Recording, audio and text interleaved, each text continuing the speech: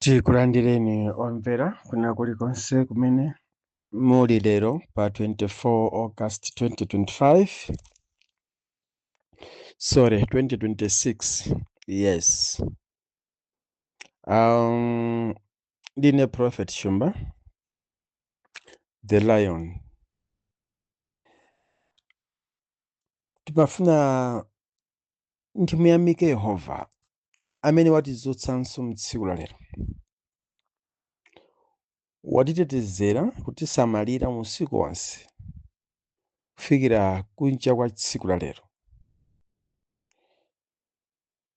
Tinene kuti pepani kwa iwo amene lero silinadzuke tsiku lawo kukhala lopambana ngati mmene lachitira la ife. Pamene ndikutulutsa VN yanga lero, ena ali pachisoni chifukwa chotaya okondedwa wawo, ena ali pachisoni chifukwa choti ali mkati mwa njira mwachitika ngozi. Chifukwa cha chisoni amene usiku wa lero nyumba yawo sanagone, azunzika ndi anthu ambanda. Ali pachisoni chifukwa cholandira uthenga osakhala bwino mkati mwa usiku. Koma ngakhale zili choncho, ena a ife tadzuka tagona ndi moyo wamphamvu komanso wathanzi. Tiyeni tikamuyamike. Buku la Atesalonika amanena kuti mu zonse yamikani. No matter mwalandira uthenga wa chisoni, no matter muli pachisoni, no matter kunabwera anthu ena ake akuzungutsani, no matter angongole akuvutitsani, no matter mwagona ndi mtendere wanu kudzuka, koma mu zonsezo yamikani Yehova. Chifukwa ichi ndi chifuniro chake kuti chikachitike. Pazifukwa Mulungu salakwitsa. Chimene wachikonza kuti chichitike chimakhala tanthauzo lake. Tsiku lina pa moyo wanu. Lero Amalawi ndikafuna ndipereke moni kwa nonse amene munandisowa, mafanzi anga. Ndimadziwa kuti munandisowa kwambiri chifukwa tangi yanga, lilime langa, choyankhula cha pakamwa panga chimakusunthani inuyo pa zinthu zina zofunikira pa moyo wanu wa tsiku ndi tsiku, makamaka ku dziko lathu lino la Malawi. Kwa inu amene mumangodzuka kumanyoza mtsogoleri wa dziko, muli ndi tsoka. Mawu awa ndibwerezanso. Kaya ndi ndrama, kaya ndi moyo wa thanzi, zimene zimapangitsa kuti muzinyoza mtsogoleri wa dziko tsiku ndi tsiku. Samakuyambani, samakulakwirani, sanyoza azibale anu, sanyoza mabanja anu, koma inu mukangodzuka mumafuna mumunyoze mtsogoleri wa dziko, nkulemekeza ena amene akupasani 5 kwacha. Muli ndi tsoka. Inuyo ndi opasani ndrama yakuti muyankhule za chipongweyo nonse, muli ndi tsoka. Izi zindiyankhule lero ku mtundu wa Malawi. Amalawi ndikufuna mudziwe chilungamo, mukamayenda mukamakhala muzidziwa chilungamo. Ine ndi Prophet Shumba. No matter what, whether you like it or not, let me tell you the truth, because it's only the truth that shall make me free. Mdziko muno muli mpungwepungwe wa chinsisi, koma chinsisi cho tsiku lina chidzawululika. Koma chisanafike powululika, ine ndi chifotokozi.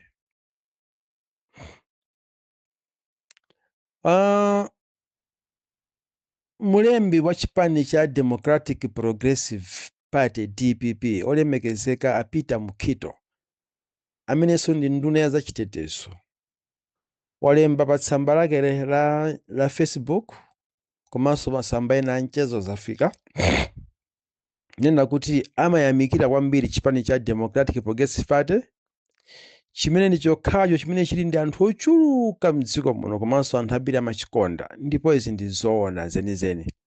Ineyo ndayenda dziko la Malawi lino ndazungulira kuchezako ndi anthu ene osandidziwa ena ondidziwa, koma ndimadziwa kuti chipani cha DPP anthu ambiri amachikonda.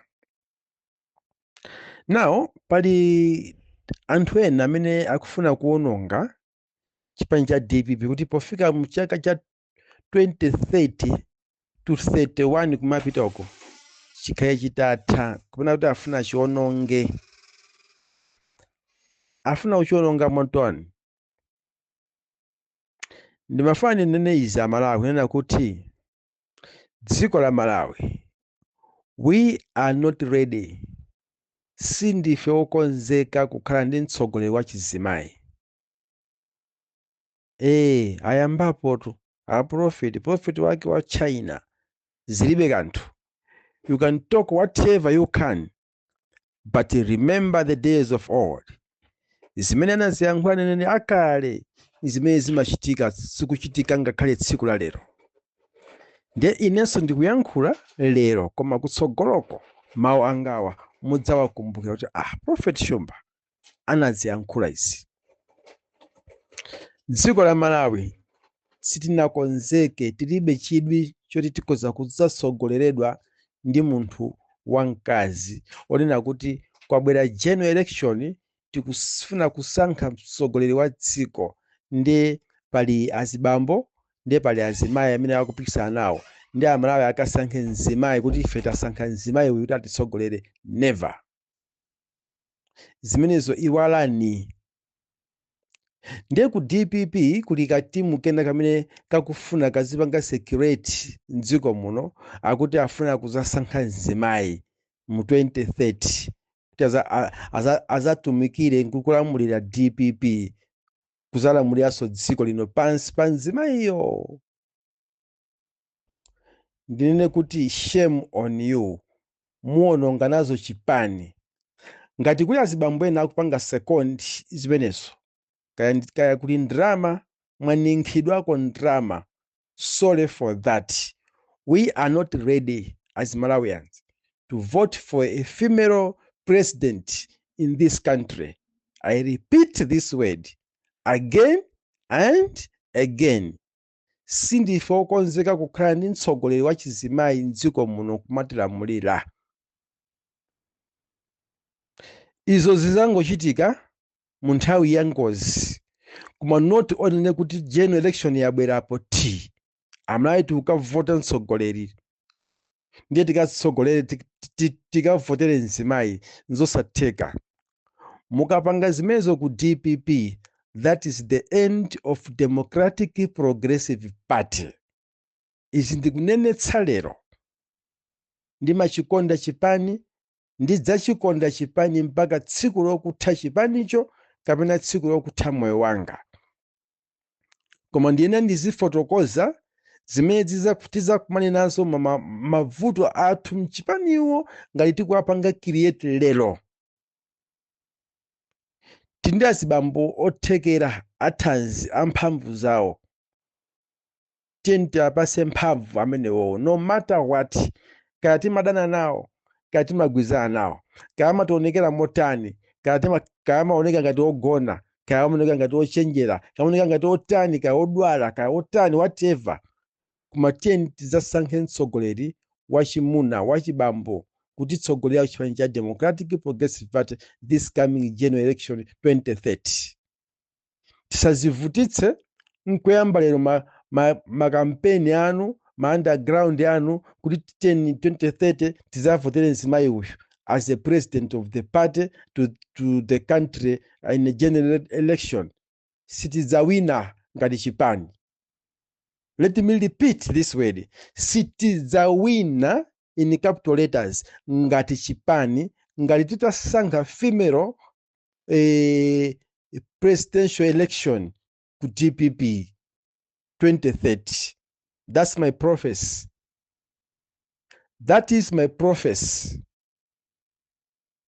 Ndiye musiretu makampeni amene mukupangawo maupo mukupangawo kani matimu mukupangawo kuti vote for this woman, vote for this woman. Ine ndaneneratu pano, kaya mundikonda kaya mundida kaya munditani chimene mungapangecho, koma only God knows what I'm trying to say on this date, 24th of August 2026, little Monday. Ndanena no reverse. Muzaziona mukachitira khama tsiku lakero mawu anga mudzakumbukira. Ndasira pamene popo ndibwere ku nkhani ina. The Scotias, welcome back to Malawi. Sindinayankhulepo chibwere cha Scotias. Mwagwira ntchito yotamandika kwambiri, mwachotsa manyazi Malawi, mwatiyikaso pa mapu dziko la Malawi. Timu ya miyendo ya Nyamata sinafike pamene mwafikapa mu zaka zake izizi za Nyamata ometa mbali. Ndinu oyamba kutenga Malawi kumuyika pa mapu. Koma ndinenezi sindifunanso kuyankhula monyengerera. Game ija munapanga ya finals imene mumasewera ndi Cameroon, atsikana munalimba mtima ndipo game ija timawina. Koma akuluakulu a mpira amene amayang'anira mpira anayigulitsa game ija. Zachidziwikire ndipo amene anapanga zimenezo akamva vienanga yadzidzimuka kuti mkulu ameneyi kodi amazitenga kuti anali konkuja. Ine sindinapiteko ku Morocco, koma game ija mudayigulitsa mtima ofuna ndrama. Chiso cha Malawi wodzipereka nati mukamabwera kuno mudya ndrama za nkhaninkhani koma kusakhutitsidwa. Game ija tira Malawi timatenga tuchikho, tikanabwera kunoko ndi chikho. Musiye mitima yadyera akuluakulu amene mumayendesa mpira ku dziko lino. Cameroon sikanati chinya chonchija sizikanatheka lopang'ono mmene amasewera atsikana athu. So izi ambiri akudziwa koma sanafune kuti ayankhule. Ine ndikuyankhula. Ndinachingamira nawo timu ija mpaka na ku Sunbelt tinali konkuja. Monse timalandira ma players ndilimo muja mkati muja zabwino kwambiri. Kumalandira ma flowers, kumalandira ma facing towel, kumalandira ka drink, kwenda pa carpet, ule mogu kwambiri mene munapatsidwa. Koma soka kwa ino amene munagulisa timu ngakhale mumasangalalidwa koposaposa atsikana amene munasewera mpira mground amene simukuzidziwa zimenezi mwakudalitseni. Tithokozenso a president kwapasa mphaso, a first lady kwapasa mphaso atsikana athu ndi makampani ena amene anachitapo kanthu kwapasa mphaso atsikana athu. Zimene zimafunika kwapanga encourage anyamata athu a generation yathu inoyi. Congratulations, keep it up. Koma zomwe agwisa matimuzo ndadana nazo sinakenza kutchulani pambalambanda. Ine sinimazemba, sinimanyengerera, sinimaopa.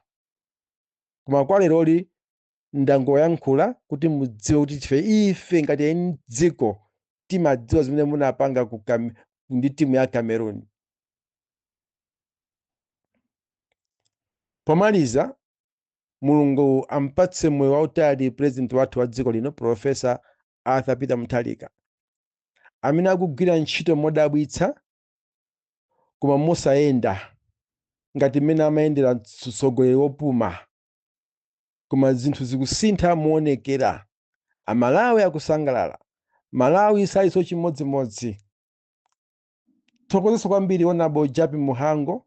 Ndayenda misewu ingapo ya dziko muno ntchito ikugwirika kwambiri motino kutha kwa chaka chino kuyamba kwa chaka cham'mawa kumafikanso mwina mwezi ngati uno Malawi muno tikhala ndi misewu yabwino kwambiri yoyendeka bwino. Ndinali kumpoto last week. Tunamene timauyenda mwina 6 hours koma tauyenda 4.5 hours from Lilongwe to Mzuzu chifukwa cha misewu imene ikukonzedwera. Keep it up.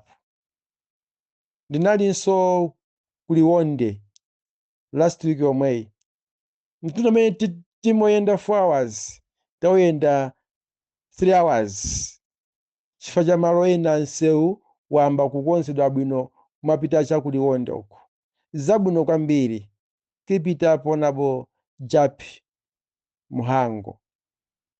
Komanso ndithokoze nduna zonse zimene zikugwira ntchito usana ndi usiku kuthandiza mtsogoleri wa dziko lino. Malawi salinso chimodzimodzi. May God bless you, all the honorables. Prophet Shumba, it's my name. Alole alole, akane akane. I'm a lion.